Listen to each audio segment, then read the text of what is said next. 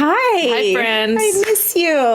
I miss you too. It's been a long time, everybody. Welcome to the Freedom Exchange Project. And the girls are back together. Last time I was going to go solo dolo, but Gina popped in. And I'm so glad Gina could be here. She's so amazing.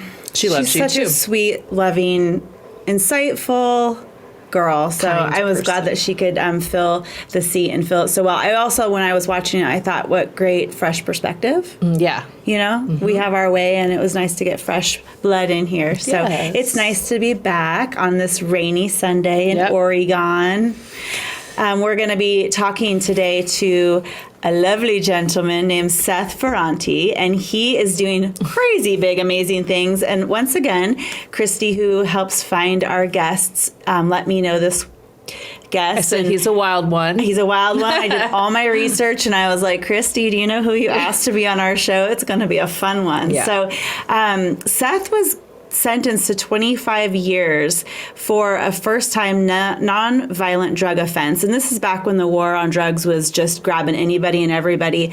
And always it's strange. 25 years. God. It's always strange to me when it's a pot thing, because there's so many people still in prison, life in prison for pot. What did you say you drove here today to Catalyst, our studio, and how many dispensaries did you? I passed like 4 of them. Yeah. So, on our way to talk about someone being in prison for 25 years for pot. Yeah. It's ridiculous. So Seth served 21, and he's here to talk about what we love so much is no matter what your circumstances are, how can you turn that into something amazing and find your passion and change the world. And that's what he's done. He's written hundreds, he says thousands, I think, of publications for blogs and websites, just different articles. And he's written several books and now documentaries and docuseries. And you can see on Netflix, you can watch Seth's work. So he's doing incredible things. And this all started while incarcerated. So a lot of our guests start doing stuff while they're incarcerated. And keep it going. Which keeps it going, yes. Yeah. So we'll get him on. Do you want to share anything before we do? I want to talk about the Freedom Exchange. But first, I just want to say I'm super proud of you. You've been working... Alice has been working really hard, and we talked to so many people that are doing big things since coming out of prison, and Allison has started her own business, another one, and it's a lot of work and relying on employees that's on employees, I'll say.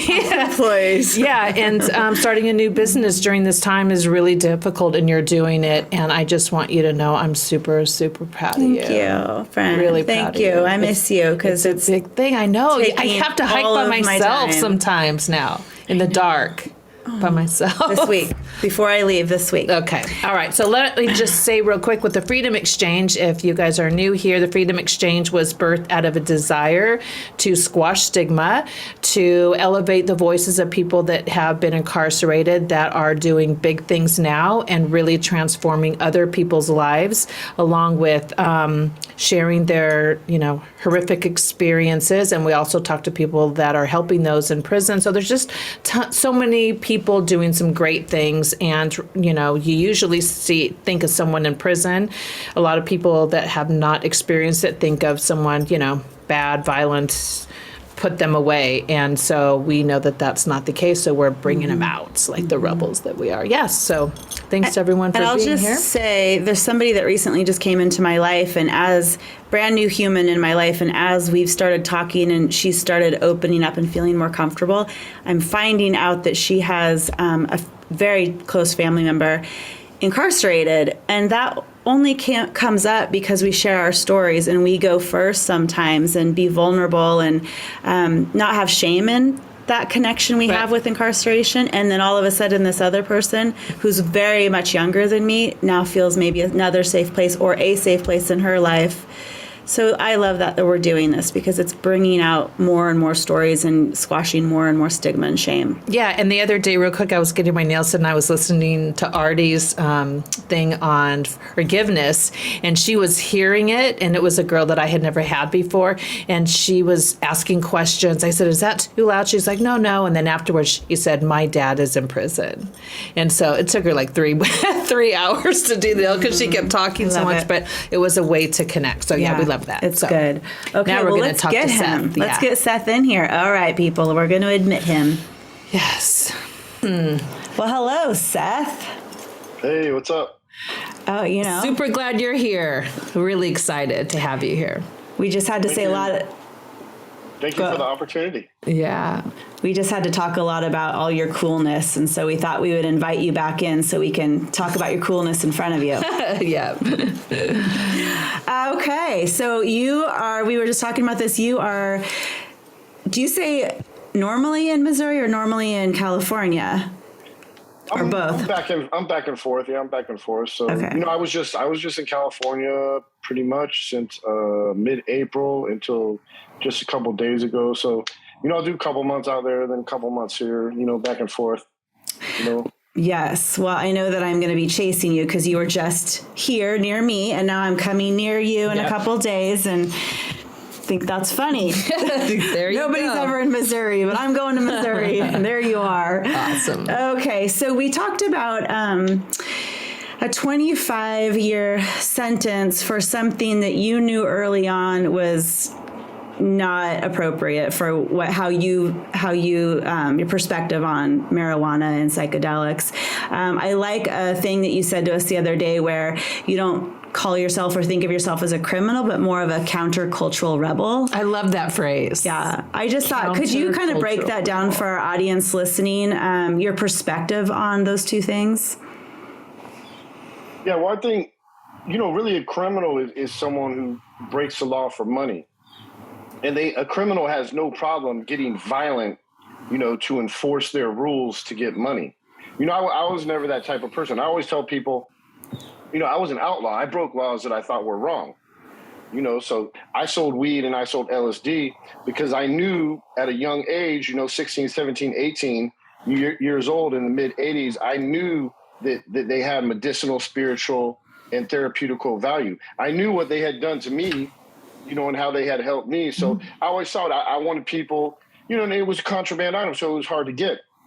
And I had good sources for it. I knew a lot of people, and I just felt that people, have the right to use it. So I kind of supplied it, and I got all that by really going in the counterculture. I started following the dead. I got really involved in that scene, and because back then you don't hear that word a lot now, like the counterculture. Because weed's legal and psychedelics are kind of on their way, it's more kind of mainstream. So that whole counterculture thing, but in like the 80s when I was coming up, especially the late 80s and 90s, I mean the counterculture, you were in the counterculture. It was contrary to the mainstream. We had our own world, if you want to call it, the underworld, or the black market, or whatever, we had our own world, but it was different from the criminal underworld, because in the criminal underworld, they kill people. Yeah. In the underworld I was in Grateful Dead land, like I like to call it, we didn't kill people. Yeah. If someone snitched or somebody fucked up money or somebody was an informant or anything like that, we didn't kill people. We ostracized them. They weren't part of the group anymore. So it's a big difference, because criminals, if you mess up criminals' money, if you snitch in the criminal underworld, they kill you or they hurt you. In Grateful Dead land, you can't hang out with us anymore. Got it. What an interesting concept, because in prison, everyone thinks criminal. Everyone in prison's a criminal, and in that kind of definition, that's not true. There's a lot of people inside that aren't violent or, wouldn't kill someone. Gosh. Interesting.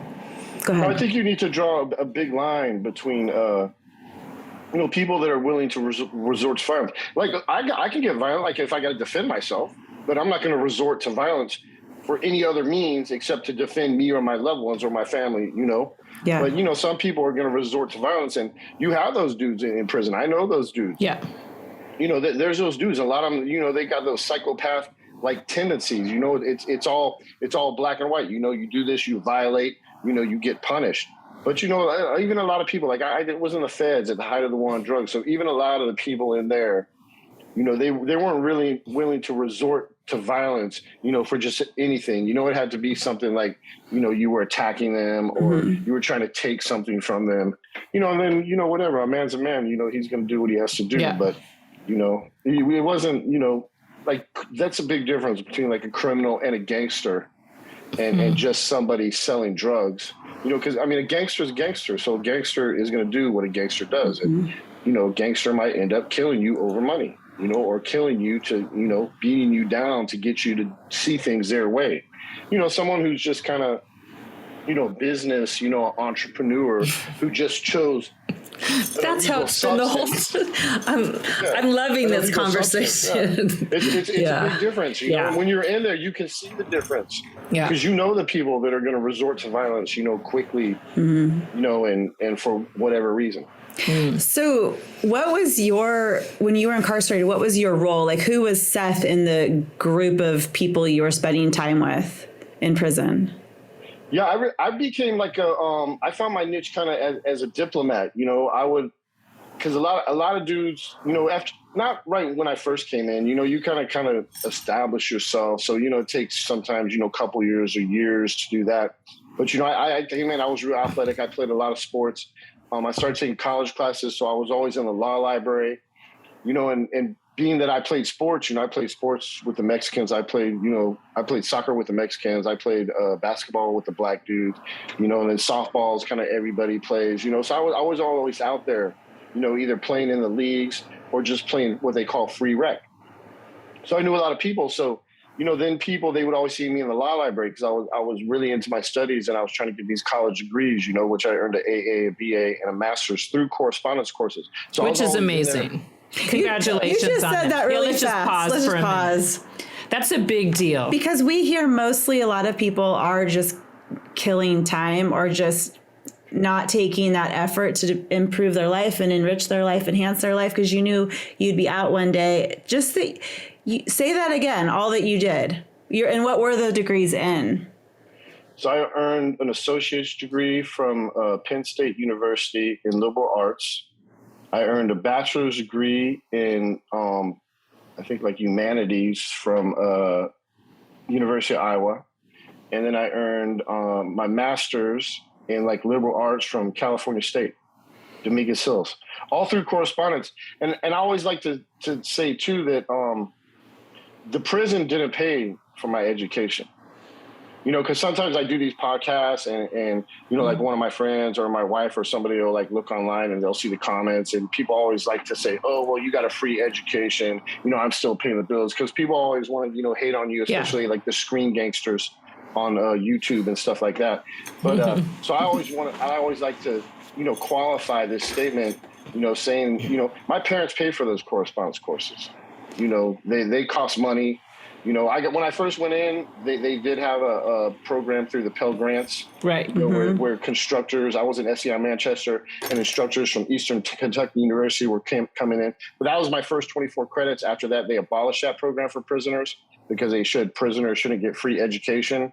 And so, you know, I had to go to my parents, but luckily by that time I had repaired the relationship with them and I'd gotten straight A's. So, you know, they were willing, you know, to make the financial sacrifice. What a gift. But I think, you know, really a lot of prisoners might go that education route, but, you know, since that war on drugs and the tough on crime 90s, you know, they abolished a lot of those programs. So some of them, you know, they're coming back. Yeah, next year. Really, Pell Grants are coming back next year. Education combats recidivism. Yes. This is like a proven, it's like they've done studies on studies on studies. Yeah. And it's like, if you get an education, if you get a college degree, if you learn some type of trade while you're in prison, it's like, it's a crazy number. It's like something like you're 60% less likely to recidivate. Yeah, in fact, I know the numbers. I know the numbers exactly. If you get an associate's, it's 16% versus 70. And then if you get a bachelor's, I think it's 6% recidivism rate, or a master's is 1%. So it's like no brainer. And the cost to educate versus the cost of keeping someone in prison is astronomically different. It's huge. So it's not about the money. It's not about getting a free education. It's about wanting to keep people in prison for money's sake, in my opinion. And it's what keeps communities safer and healthier when you do come out and you have that education that you can give back to society and pay it forward, show your children, show your neighbors, like that those things are important. And then it's such a positive flip if we could get everyone on board Well, with if Seth that. is in there, Seth, you're in there, you're studying, you're in the law library, you're establishing yourself as this person that's studying and bettering himself, which kind of has a ripple effect in there, I'm sure. And then when you're getting out, you're already like, wow, I already got all this. Let's go. Let's make movies and have them on Netflix. Hey, we're not there yet. Okay, we're not there yet. Go ahead. Sorry. I think really it's just if you don't want people to go down the same path, you have to give them tools, opportunity, so that they can go down a different path. So, I'm a go-getter. I take the initiative. That's what type of person I am. So, luckily, my parents have the money and they could help to equip me with these tools, that set up my future. But, really, to get back to your first point, Allison, I was the kind of dude from being in the law library all the time and knowing all these people from playing sports. Everybody would kind of come to me, and I became almost like a jailhouse lawyer, but not like I wasn't filing court paperwork for people's cases. I was doing stuff like inside. They call it like administrative remedies, or they call it grievances, and I would file those because, people would try to get a transfer, closer to home so they could be by their family or loved ones. So they would come to me because, a lot of times in the BOP, the Federal Bureau of Prisons, they're supposed to keep you within 500 miles of where you live, but a lot of times they just put you wherever. They don't care. And especially, if you're like a Mexican gangbanger or if you're a black, gangster or something like that, they do it to everybody. So people would come to me and I would do the administrative remedies.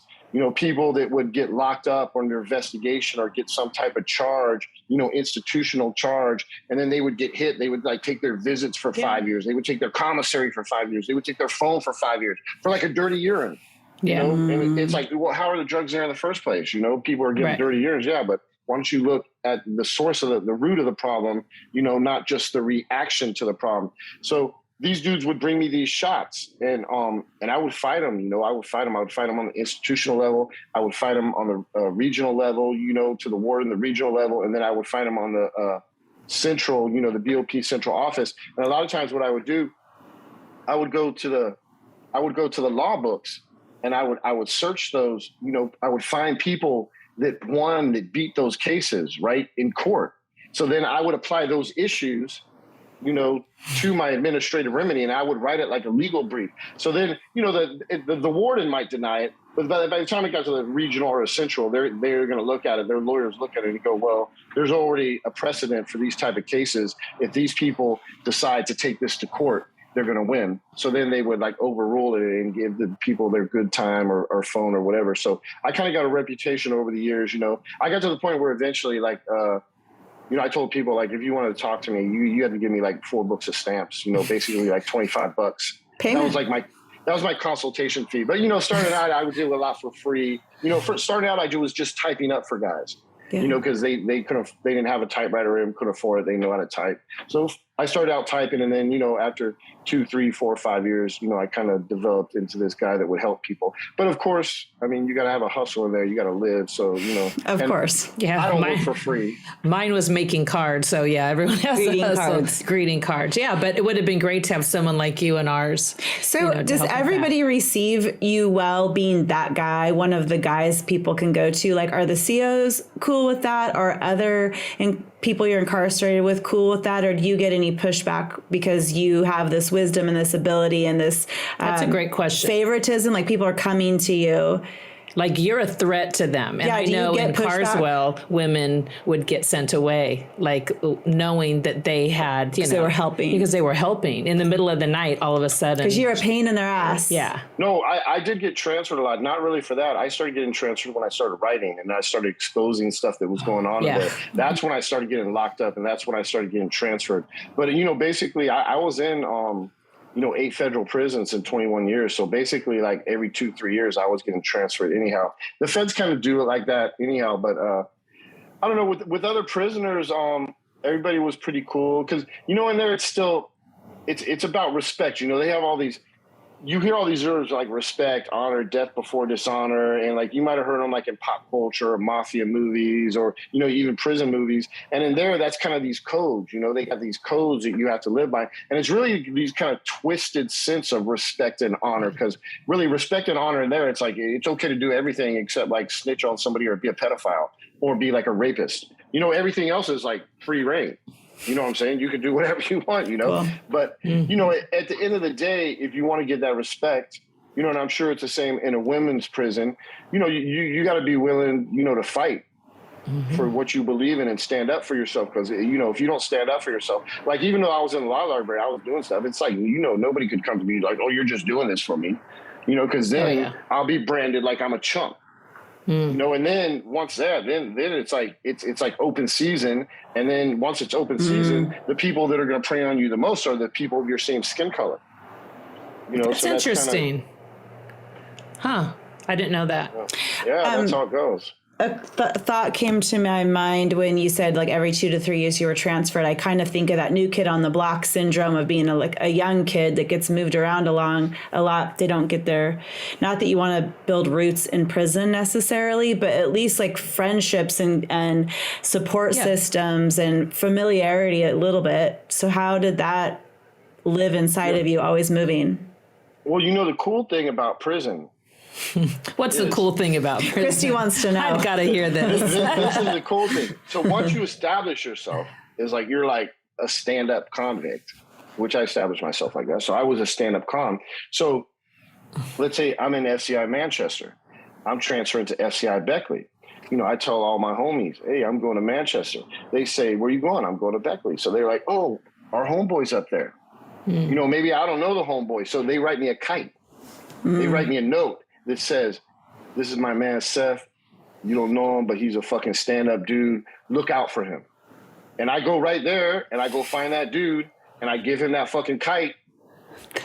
I'm golden. I'm golden. You know, I'm not the new guy. I'm with the people that are already there. So you actually, every time. So you actually have a kite in your hand, and you hand it to the guy? Yeah. This is my ticket to Here's my ticket, yeah. That's awesome. It's like you're checking in. It's like your references. So then once you have been, because if not, once you get to a new compound and nobody knows you, dude's got to check you out. You got to show your paperwork. They got to make sure you're not snitched. They do like what they call a paperwork party.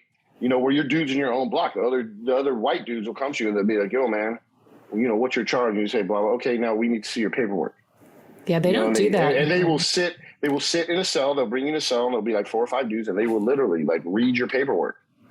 And if something in your paperwork is, you know, awry or not right, they will check you in, right? They'll be like, look, dude, they'll pack up your shit and they'll be like, go to lieutenant's office, check in the hole. You can't walk this compound.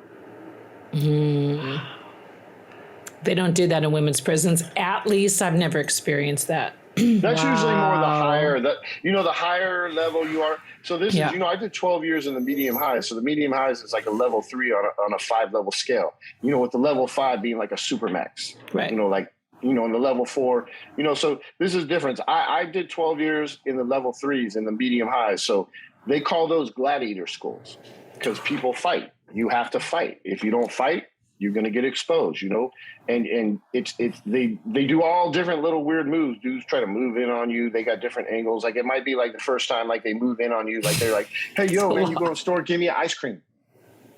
Okay, cool. Then the next time, oh, you know, give me a carton of cigarettes.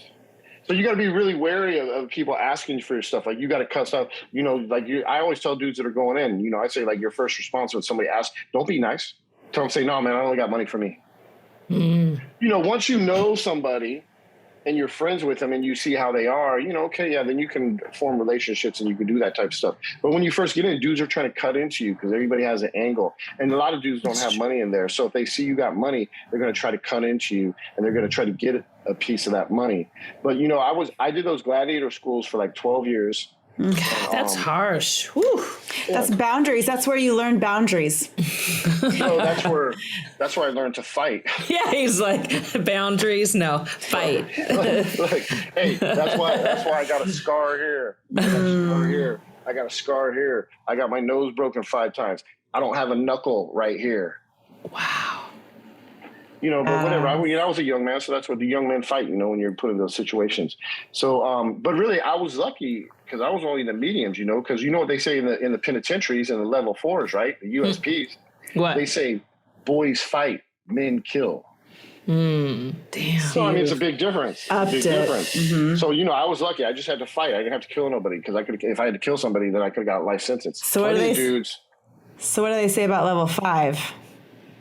They just I mean, you don't want to go there. That's like, You shut them out. You said level 3 and level 4. I want to know what they say Well, about 5 level is 5. Supermax, so you're pretty much. Well, we're alone already in it. killing at level 4. What are we doing at level But I don't Level think you can 5. get to anybody, right? Like a level 5, like, you know what they have to do with those level 5s?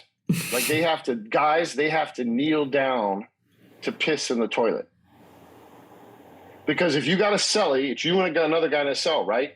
You cannot get your piss on the rim of that toilet because that's disrespect. Yeah. So the guys there, they have to kneel down and piss in the toilet. It's a good skill to bring home to your wife. Well, that's kind of like with the women's. It's more hair. Like if there's a hair on the bed, it's like because I had long hair, so if a hair fell on someone's bed, it's like it's All right, I'm going to pull us back in. okay. Yeah. I'm so glad I'm not a dude. I want to pull this back into my curiosity about were you or did you know you had a skill or a passion for writing prior to being incarcerated? And then when you were incarcerated, it started with the law library and that work you already talked about, but it has evolved since then. So walk me out that part of your story. So you just took us out of Shawshank Redemption? It was really fun. We can go back if we have time. Yeah. So, Shawshank. I played guitar. I played guitar. I wrote songs. I was like a lyricist. I was like a poet. I was a counterculture rebel. Outlaw. Weed psychedelic dealer. But I had like a little Jim Morrison in it. You know what I'm saying? That I was, so that was kind of my thing. First Jim Morrison and Henry Rollins, and then maybe later more kind of Axl Rose. But that was kind of my scene. How I moved. I'm picturing it. Okay.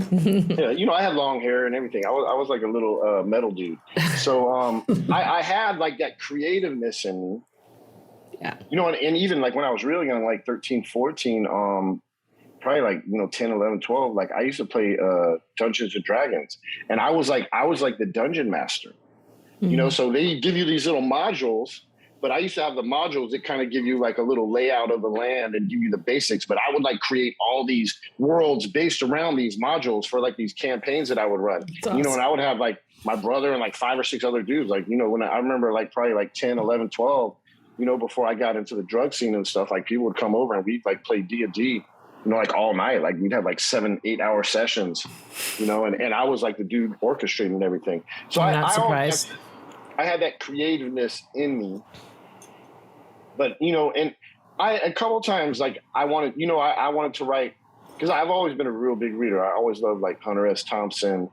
He was like a big inspiration on me. And I read a lot of fantasy books, but I read a lot. I read like On the Road, all the classics, like Naked Lunch, all the counterculture classics. That was kind of my thing. So at one time, I really wanted to write like I was like, I'm going to write like the next great American novel. It sounds so cliche because like a lot of people have that idea when they're young, but I had that idea, and I had even started some outlines and some first chapters, but I mean, it never went anywhere. I didn't have the focus. I was too distracted. I had too much stuff going on. Writing takes a lot of time. You got to focus.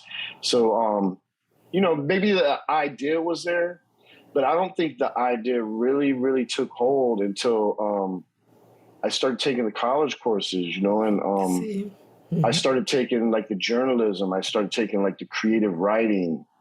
And then, once I started doing that, and then once I started getting the positive feedback from the instructors at the colleges, that really kind of motivated. Like they were like, man, like this is good. Like you're good, and because it gave me value, it gave me self-worth. And plus, when I first went in, I read all the books, all the classic prison books, like, Soledad Brother, George Jackson, In the Belly of the Beast, Jack Henry Abbott, Live from Death Row, Mami Abdul-Jamal, Committing Journalism, Danny Reghob Martin. So I just read all these books about prison. Yeah. Because really I was kind of schooling myself. I was learning. I didn't know anything about prison. I saw, Shawshank Redemption. I saw some other movies, but I didn't know shit. So I was like schooling myself. And kind of when I saw how these dudes, like they were prison writers, I was like, man, I kind of started forming. But it's not like it just came to me. It's like over the years, you kind of get these little things and you start building these little blocks like in your mind, and they build one at a time and they start stacking. And then you're like, hey, I can do this. I can be this. So it's not like I got an idea, it kind of built over time. And, eventually I decided, I was like, I'm going to write my prison story. And that ended up being my first book, Prison Stories, which was kind of my first 2 years of my prison life, except I wrote it fictionally because I was scared to death then. Back then I was scared to death, like, because I didn't want to be labeled a snitch. You don't want to be labeled a snitch in prison. And sometimes when you write about stuff, people are going to label you as a snitch. And especially when I was younger and not as established in the prison and not a bunch of people that know me, as well. I didn't have a big reputation. It's easy to get labeled like that. So, I wrote that totally fiction, even though it was all true. And, at the same time, I started writing articles. And eventually I got to the point where I would write anything I wanted, because once I'd done like 10 years, dudes knew me. And, if dudes try to like put a jacket on me, like, oh, you see that shit Seth's writing, he's a snitch. Dudes know me. They're going to tell him straight up. They're going to be like, man, that's my homie. You need to shut the fuck up. Mm-hmm. So you're able to write whatever you want and get it out of the prison? Like were there things, boundaries around that? I would send it legal mail. So they have a thing. They have this thing in the Bureau of Prisons. It's like one of the regulations and guidelines. When you write to the news media, it can be private. You can do it like legal mail. Mm-hmm. So like I studied all the rules and regulations about anything that I did. I'm very methodical. I like to read as much as I can about something and gather all the information and then kind of make my own plan. I don't follow anybody else's plan. I take some from here, some from here, some from here, and I put it together. So I totally, I found out these. And once I did that, I started exploiting it. And then that's amazing. Once around 2005, I formed my own website, Gorilla Convict, which started out as a blog and was also my publishing house, which my wife Diane helped me form while I was in there. And once I formed that, I would write like, that's a news media, Gorilla Convict. So I could send anything to her I wanted. And I had some that's cool issues with different mailroom people or different SIS. That's like the prison investigative people. I had some different stuff, where they would try to tell me, oh, you can't do this, you can't do this. But I would just line up the case law, and I would show them and I would say, look, dude, I say, you can tell me whatever you want, but this is what this says. So, that's we amazing. can either, I used to have, it was really funny in there because I used to have like sit downs with the SIS, about my writing. Yeah. In the SIS, that's like the prison investigator.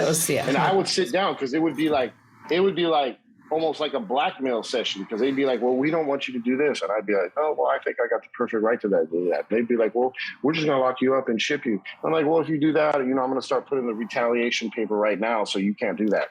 And I would write all these different, they got all these different government watchdog agencies, right? Like the names of them, I forget all the names of them right now, but there's like two, like Inspector General's one of them, but they got these other ones, like Government Accounting Office. And you can write these and you do these. There's like these, I found out these form letters, right? Where it's for like retaliation, right? So I was good at it. Like as soon as I got someplace and they even tried to like call me or say anything, I would like start writing to them and say they're retaliating against me. So then they had to answer these. The warden would have to answer these letters. Mm-hmm. Some of them, maybe they didn't care or whatever, but I was just kind of setting a precedent. I was making a paperwork trail. Mm-hmm. So in case they did retaliate against me for my writing, which they did, I was locked up quite a few times for my writing. I would have a record. And a lot of times I wasn't going to file in court or do all that because that's a lot of work. I had better shit to do. But it was more, it's like a bluff. Mm-hmm. It's just like you tell somebody like, if you cross that line, I'm going to punch you in the face. Didn't you just say that the other day to someone? Probably. No, I'm just kidding. Wow, that's amazing. That's a lot. I have so many things I want to ask about, so I have to do my Allison thing and crack the whip. We have a viewer right now that asked a question for you. I'm supposed to ask you about Don Diva stories. What's Don Diva? Yeah, so I started. Don Diva is this magazine that my friend Kevin Childs started. He did Fed Time too, so he started at the end of the 90s while he was in the feds. And Don Diva's become known as like they call it the Outlaw's Bible. And what it is, it's basically like You know, it's like an outlaw, you know, it's like an outlaw hip hop kind of magazine that it interviews like all these dudes. Like, you know, in the mid 90s, like gangster rap was huge, right? And in prison, gangster rap was like super huge. And all these lyrics, you know, like all these rappers from like the East Coast, mostly, you know, New York, DC, you know, Philly, Baltimore, they would rap about these mythological figures from their neighborhoods, you know, and these were dudes like, you know, these are dudes that I went on to write a lot of books about, you know, like Supreme Team, you know, Rayful Edmond, Fat Cat and Pappy Mason, you know, Wayne Perry. I wrote like 8 books on these dudes. And Don Diva was the first. There was another one called Feds, but Don Diva was kind of, you know, really the main one, you know, for me. But Feds was a good magazine too. I wrote a lot of stuff for them too. But they were covering these stories, so they were really the first media that were covering these stories. Because when the newspaper articles and the mainstream media covers these stories, they just kind of write like whatever the prosecutor's document says. So like when they file an indictment, you know, they send it to the news media. They send it to like New York Times, New York Post, and they write verbatim what the prosecutors say. So, you know, Don Diva started as an alternative to that because they wanted to tell these people's story, but they wanted to humanize these people. Because when you just read, you know, what the prosecutor is saying, it's like they demonize and they vilify these people. And, you know, some of them are really, you know, vicious, you know, evil gangsters, but that's like the low percentage. You know, a lot of them, they were just in different situations that they had to do different stuff, you know. I mean, you know, they were involved in the drug game, they were making money, but, you know, I met a lot of these guys, and I would bring them home to dinner. Yeah. You know what I'm saying? I would let them meet my mom. I mean, they're really honorable guys, you know, but if you violate, I mean, they're gangsters. So if you violate, you know, you're going to get what's coming. But I'm saying it's not like they're not evil, malicious people. Yeah. But the mainstream media would paint them like this. So this magazine, Don Diva, kind of came around to let them tell their own story in their own words. And they would interview these guys. And I started writing for them like really early on, you know. I actually did an article for them called A White Boy's Tale that they ran and like way back, like before 911. And it was funny because I did it and I kind of told my case, you know, and I said, you know, whatever, like I'm white, but I got caught up in this war on drugs. Because the war on drugs, I mean, everybody knows now, but back then, you know, they didn't know the war on drugs is extremely racist. And that's another big thing that Don Diva, you know, because all the young black men were getting locked up. You know, I don't know what their percentages was, but, you know, when I first came in federal prison, it seemed like 75% of the inmates were young black males. So, you know, the media and the war on drugs kind of vilified this whole race of these guys and, you know, this whole generation, you know, or 2 generations. And that's how Don Diva kind of said, you know, I mean, these guys are just people, man. They got involved in what, they're not bad people. You can't say someone's bad because of their color of the skin or where they grew up or how they dress or what type of music they listen to, you know. So for sure. That's kind of what these magazines and then a lot of my writing, you know, I started writing for them, and eventually after writing for them and Feds, I started taking it to the books, and that's how I did my whole Street Legend series. But shout out to Don Diva. That's my man, Kevin Childs, and his wife, Tiffany Childs, started it. And really, my wife and I, when we started Guerrilla Convict, we learned a lot because we watched what they did. You know, Kevin eventually got out a long time before me. He got out, you know, a couple years after they started. But I watched what they did, and I kind of emulated it with Guerrilla Convict. And they helped me a lot, and they still support me to this day. Anytime I'm in New York, I go see them. You know, they're like, you know, they're kind of celebrities. They're from Harlem. So, you know, Kevin's from Harlem. He's like a big celebrity in Harlem, you know, and that's my guy. Yeah, that's awesome. That's my guy. And he really helped me a lot, you know, in building Guerrilla Convict with his support and publishing my writing in his magazine. That's awesome. So, okay, let's talk about the evolution from you writing all the things you wrote while incarcerated and a lot of the stories and your own lived experience to today. You've evolved a lot and you're involved in a lot things that have a bigger reach now. Share that stuff. Yeah. So I don't know, as a writer, I see like there's like this kind of hierarchy or evolution to being a writer. You know, like most writers start out, you know, like a newspaper or like journalism. That's kind of like the first stage, writing articles because it's little shorter pieces. You know, 800, 1,200, 1,500 words, 4,000 words.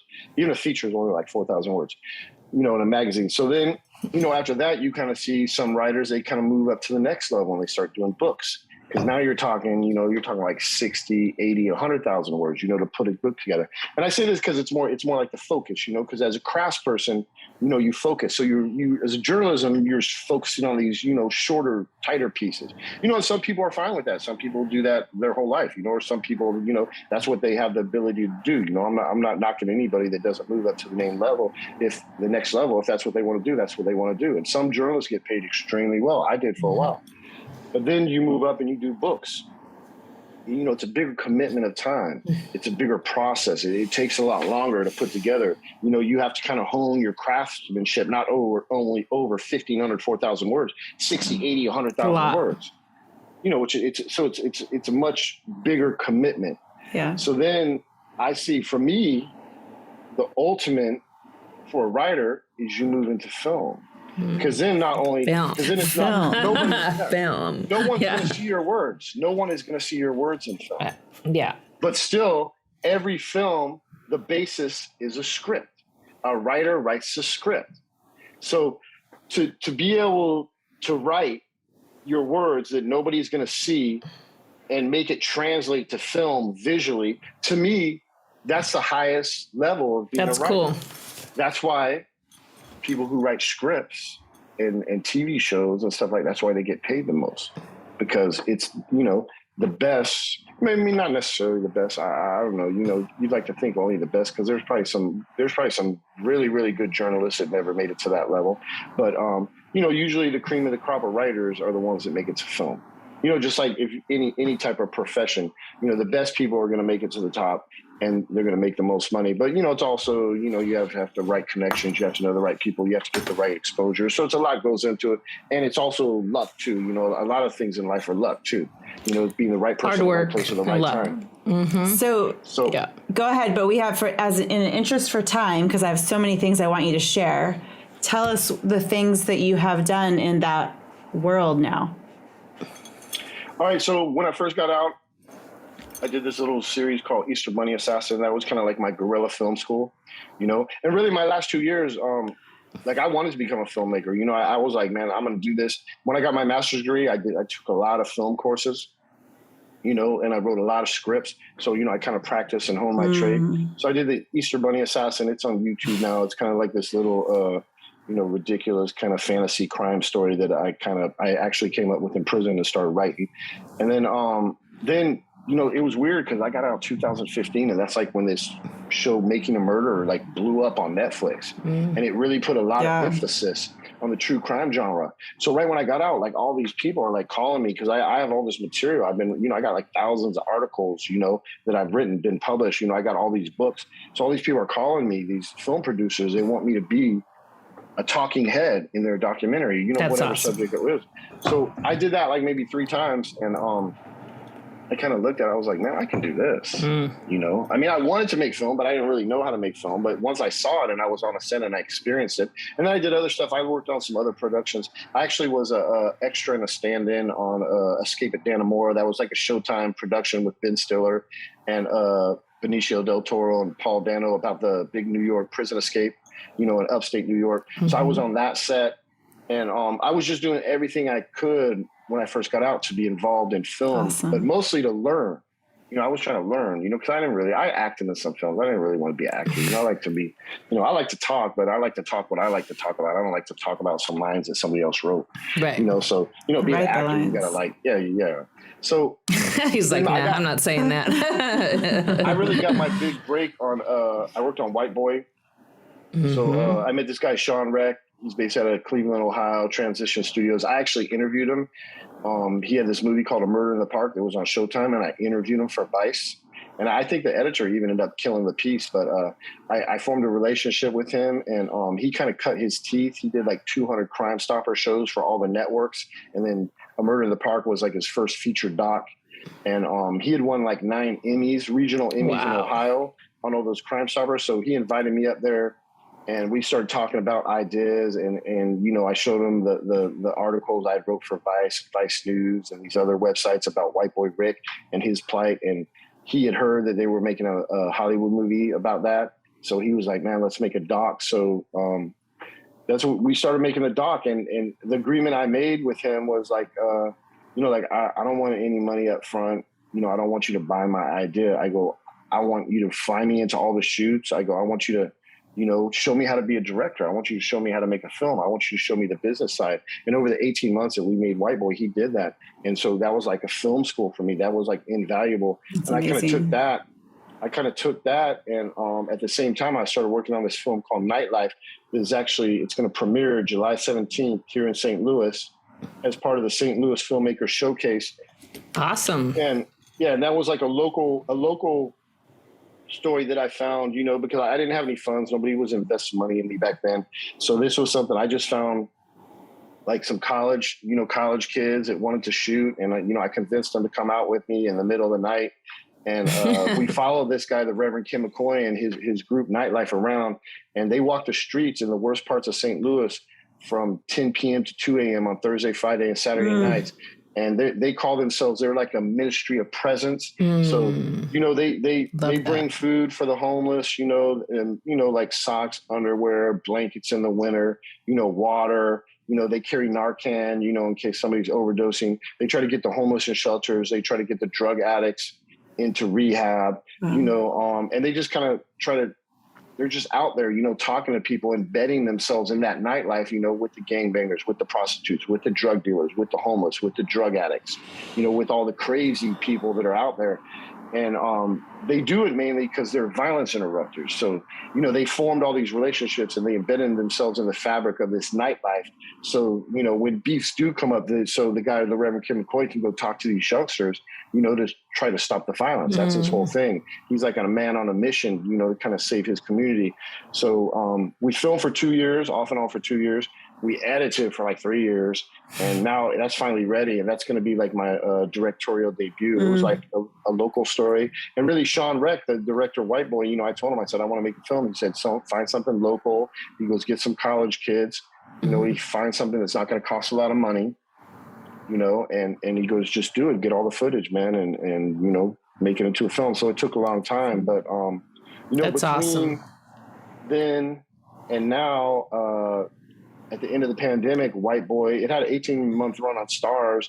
It didn't really, you know, it was a good movie, but it didn't really, you know, cause any hysteria or go viral or anything. But at the end of the pandemic, like over a year ago, it went on Netflix, and White Boy, it like blew up. I tell people it's like the Tiger King effect, you know. It was the last 2 months. It went like April and May. April it went in, you know, and it was so right at the end of the pandemic, and it like blew up. It was like top 10 for like 2 weeks on the whole site, not for documentaries, for like everything. That's amazing. Yeah, and it was a brand new movie because it had already been on Stars for 18 months. So everybody just discovered it, you know. Then, and I think too, it was a pandemic, so everybody had time to think, and you had the whole Black Lives Matter, George Floyd situation. It kind of opened people's eyes because White Boy is about police corruption. That's what it's about. You know, it's about White Boy Rick's story, but it's about police corruption, blatant police corruption in Detroit. You know, that goes all the way up to the mayor. So that's what that film is about. So I think when it first came out in 2018, I don't think people wanted to hear about it. Like, they didn't care. They weren't ready yet to the story. But, you know, after all this stuff, you know, the pandemic, George Floyd, Black Lives Matter, all the police violence that people were seeing, you know, being exposed, you know, people were ready for it, and it blew up. And once that blew up, you know, people just started coming to me. They were like, well, what else you got? Ooh. And I had a bunch of stuff. And you're like, here, I got a whole stack. I have a whole stack. So let's go. I had pitch decks. I had teasers. I had stuff, you know, ready. I do not doubt that. Yeah. One little bit. They started investing in me, and now I got, you know, besides Nightlife, I got 5 other projects going right now. 2 docuseries, one on Humboldt County, the Emerald Triangle, and one on the secret history of the LSD trade. 2 docuseries, and then I got three feature docs. So it's all going to be coming out like the next 12 to 18 months. Do we know where? Do you already know where it's coming out? Did you already say that? No. See, I'm an independent filmmaker, so I don't have any overall deal. You know, ideally, eventually, you know, Netflix or one of the big guys might sign me to a developmental deal. But, you know, I'm not that big yet, so I still got to build to that. You know, then I can, if they sign me to a developmental deal, then they kind of have first right of anything I'm doing. But right now, I'm just independent. I get money from individual and private investors. I make the film, and then I go to a sales agent, and they try to sell it. I am so proud of you. Yeah, this me is too. so fun. It's This so is someone fun who's like working to his listen ass to off. this and- evolution. Yeah, it's it is so fun. It is cool. And you're working really hard, but you're also patient.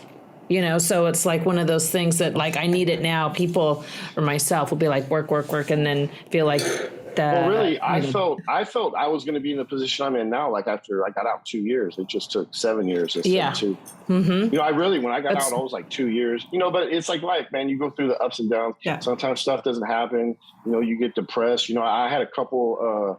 I had like a real vicious 9-month fucking dab run where I was just smoking like these real heavy THC concentrates from sun up to sundown because basically I was depressed at how my career was going. You know, and it's weird because right when that ended was right when White Boy went on Netflix and everything good started happening to me. So since then I've been like in a race. I've been like on a roller coaster. Like it's crazy. This last year has been so crazy for me. But I tell people it's what I wanted. You know, when you see, when you're not doing stuff like all the time, right? Especially as an artist, like you're just like, oh man, I wish I could travel all the time for my work. You know, I just want to travel and fly around. That's now like I'm me. doing it. I'm doing it now, right? Yeah. But now I'm like, man, I just want a week at home. Oh. So it's like role reversal. Yeah. Because you get tired, man. That's like I used to see how like celebrities, like you see like some famous celebrity and they're like, oh, they're exhausted. They had to go in rehab because they're exhausted. I'm like, what are you exhausted for? Because you're so fucking successful. But, you know, now I understand it. But now you understand. Yeah. Yeah, because like look, I just got back in St. Louis. I got in like at 1:30 on Thursday night, and then you know, I had a friend's birthday party and I was out till like 3 a.m. So then like, really to this morning, like I slept in till like 10 o'clock and like, I never do that. I'm like, I get up at 5 a.m. Yeah. every morning. So you're tired. I slept in. You needed it. Yeah. And I went to bed probably yesterday, probably like at 10. So I slept like 12 hours because I've been exhausted. You needed it. I'm sure. Look at all the stuff that you're doing. I think it's amazing. And but that's a really good reminder that, you know, it's not going to happen right away. You need patience. And, you know, even though you say you want to be in a new hotel every night, it's maybe not the well, thing and that we have you're to gonna trust love. the process. We don't have all the pieces of the puzzle. Like there's other things happening underneath and on the side and all around you. And your timeline is not always the best timeline for yourself. And we just don't know it. So we have to trust and hopefully we can make good decisions while we're impatiently waiting. Yes, and I want to do a couple speed round questions. Oh, you do? Are we okay running with out of that? time? How much time? No. We have just a couple questions. Okay. Oh, wait. What? Are we really? We're done? Well, I know. I mean, we could keep talking for a we long are time. close to the end of time. How did it go so fast, Seth? But I wanted. I know. See, I wanted talk to a lot. I talk a lot. Well, I wanted to ask too about the fact that you didn't want to go to prison originally, so you know. Oh, can we sneak that in? Yeah. Yeah, I can talk about Can you do that in 90 seconds? Yeah. You got 90 seconds. Tell I can that. summarize that. Tell that wild story in 90 love it. seconds. All right, Okay. so you know, I got indicted by the feds, and basically I was like 20 years old, and you know, I was looking at a lot of time, and 20 years old, a lot of time. Wow, that's I was looking at 20 to life at 20 years old. So my lawyers basically told me like I had two options. They're like, well, you could cooperate and snitch on all your friends, or you know, you could go to trial, but you don't want to go to trial because the feds have like a 99% conviction rate. Yeah. So I was like, oh, that doesn't really seem like a choice to me, you know, because I didn't want to cooperate. I didn't want to tell on anybody. I didn't want to put other people in the situation I was in, you know, because I got to look at myself in the mirror every day. Yeah. You know, so I couldn't do anything like that, and I definitely didn't want to, you know, go to trial and get 20 to life or more. You know, that was like, oh, fuck that. So I came up with my own plan. You know, and I was like, you know what? I'm going to become a fugitive. I'm going to take off. And my plan was I was going to fake my suicide because I figured, okay, if Seth Ferranti is declared legally dead after 7 years, then the case goes away. You know, and I'm living somewhere else. I'm somebody, you know. So I came up with this real elaborate plan where, you know, I faked my death. I faked my suicide on the banks of the Potomac River in Great Falls National Park in Northern Virginia. And I went to LA. I took off, and it was crazy because I was in LA. I was going. You know, back then, we're talking 91. They got newspaper stands, so they got all the major cities. You know, there was no internet back then, so I'm going to the newspaper stands every day, and I'm getting like the Washington Post and the Washington Times. So I'm looking for like them reporting on my fake suicide and my case and stuff, because I had other co-defendants that were going to trial and stuff. So at first, the first headline, it said like Fairfax County, LSD kingpin commits suicide. And I was like, fuck yeah. I was like, man, I did it. I was like, man, I'm so fucking clever. I felt like I was like, yes, I'm the bomb. Yeah. I felt like I was like Mission Impossible, or, like Catch Me If You Can or some shit like that. Yeah. But, and Catch Me If You Can wasn't even out then. But that's how I felt. Yeah. But then after like 2 weeks, they dragged the river. The U.S. Park Rivers dragged the river, and after 2 weeks, I saw an article. It said prosecutors, declare LSD kingpins, suicide a hoax. And I read that, and like my heart kind of crushed. And then I was reading the article. I was like, how'd they figure it out? And I faked my suicide on the wrong side of the dam, right? So they got these dams in the Potomac River, that slows the water down because it's like rapids. It's like rapids right there. It slows the water down before all the bridges and before it goes out to the Atlantic Ocean. So that one little thing eluded me, so I wasn't as clever as I thought I was, but, shit happens. It's a wild story. That is a wild story. Have you thought about making that into something? I'm sure you have. Yeah, no, I mean, like a Catch Me If You Can. Yeah, there's gonna be a movie or a series eventually, but I always tell people, right, because I've had a lot of interest in different stuff. I just haven't found the right situation. But like I always tell people, I'm at the beginning of the third act right now, so I'm saying I still got a lot of story. Oh yeah, for sure. Beginning of the third act. I'm at the very beginning of the third act of my life. Nice. How'd you break that? How many acts do we have? Yeah, I was gonna say how many acts. Oh, You're only. How old are you? 51. I'm 51. But I'm saying the first act before prison. 20. Second act, prison. And then after. Gotcha. Okay. This is my third act. I'll let you say that, but I'm not that much This is my career. different age of you, and I'm not my third act. No, I get that. And if you need an extra in your film, I'm gonna live to be 95 anyhow. But working career wise, what do I got? 25 years. Okay. after prison. We'll be extras, or we'll get you coffee when you make that And we'll one. be standing at the Potomac River going, Where'd it go? Okay, we have 2 minutes. We're doing our speed round with you, and this is just quick answers, one word, and then we have to sadly say goodbye. Okay. What's the first thing you think of in the morning?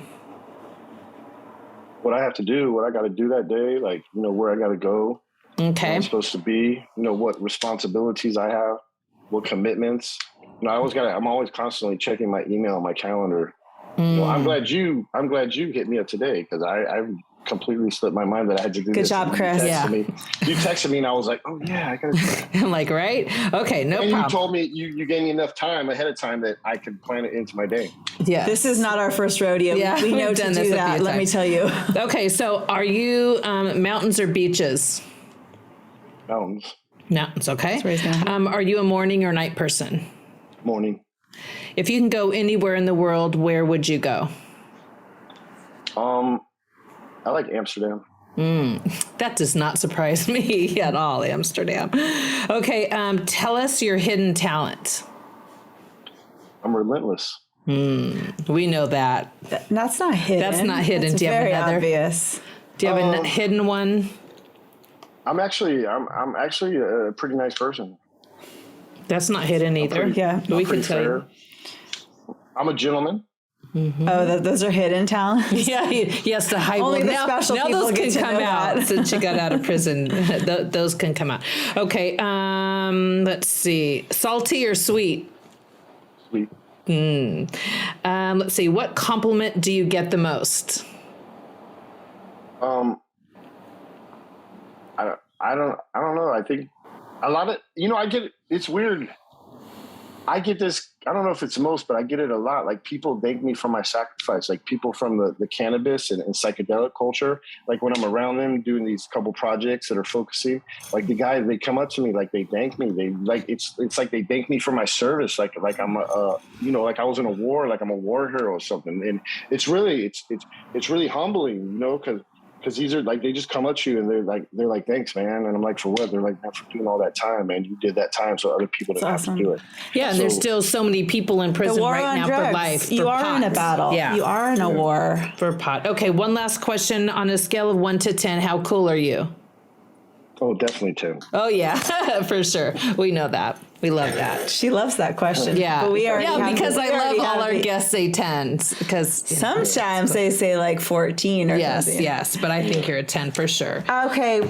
Thank you so much for your time on this Sunday. And I have one last question. Can I say one thing? Sorry. So, is there any way which we drink could? Is he drinking? Which one? I know which one that is. That starts with a T, right? Yeah. Okay. So, is there any thing in the future to have some kind of conference or some kind of like a performance with some bands or something to have like a We Are the World, but for the pot prisoners, to help them raise awareness? Because people are always shocked there's so many people in prison still for life for pot. I mean, there's mothers out there dying to have their sons home and they're still rotting away in there. So how do we raise awareness, even for the dispensaries that are making so much money, to say the guys that are in there that went before you, how can we donate some of that money to have a big, concert? Yeah, so I'm really good friends with the people that run Last Prisoner Project. It's in California, and they're hooked up with a lot. Like they're hooked up with like Jim Belushi. I was actually at a benefit. They did the House of Blues with, Jim Belushi and Dan Aykroyd. They did the Blues Brothers, and I think they raised like 80,000 that night. It was at Mandalay Bay at the House of Blues, and so they're doing stuff like that, but not on the level that you're saying. But now that you brought that to me, I'm going to take it to them. And I'm going to see if they've thought about it. I'm going to see if they've thought about it. I'm going to see if they considered with it because they're hooked up. They're hooked up with like, the Belushi, like, Dan Aykroyd, Marley, that would be Marley amazing. Sons. They're hooked up with a whole bunch of people that support their cause, like Tommy Chong. They're hooked up with everybody. Mm-hmm. So yeah, I think that's. I'm actually going to call the acting director of Last Prisoner Project, and I'm going to suggest that, or I'm going to ask her, have you ever thought of this? That would be great. And we have so many dispensaries here in Oregon. I was on this podcast. In Oregon, where there's, and here in Oregon, you can buy it on every corner. It's a whole plethora. When I'm in there, I'm like, it's so frustrating. Dang. It's so frustrating for us, even if it's not my experience and my history, but it's so frustrating to know the truth of that whole thing of how you can get it everywhere, and people should not be in prison for it. And we're going to get them out. And our audience doesn't all know this as much. That's why we love having you on here, because we're trying to broaden the awareness to people that just haven't either been incarcerated, don't have experience with drugs and that culture and how the corruption of prisons. Of it, yeah. So thank you, Seth.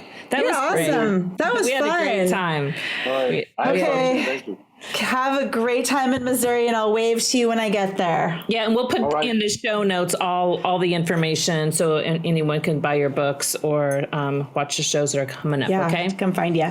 Thanks, Seth. All right. Yeah, and when you're done, let me know. I'll share it on all my networks. All right. Awesome. Sounds okay. great. Have a good night. Bye. Bye-bye.